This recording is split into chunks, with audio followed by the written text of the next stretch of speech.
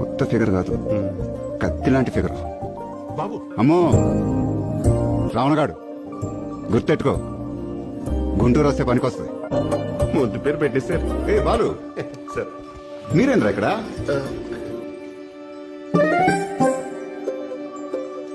Jacket నుంచి finish అంటే మీరు ఎంటర్టైన్మెంట్ కోసం రాలా, ఒక అజెండా మీద వచ్చారు.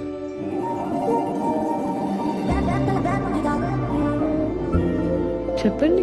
మామూలుగా నా కళ్ళు చూడటం కొంచెం కష్టం అనుకోండి, ఆ ఐలైన్లు కాటికి లేకండి, మా లాంటి మగనాగడుగులు అవుట్.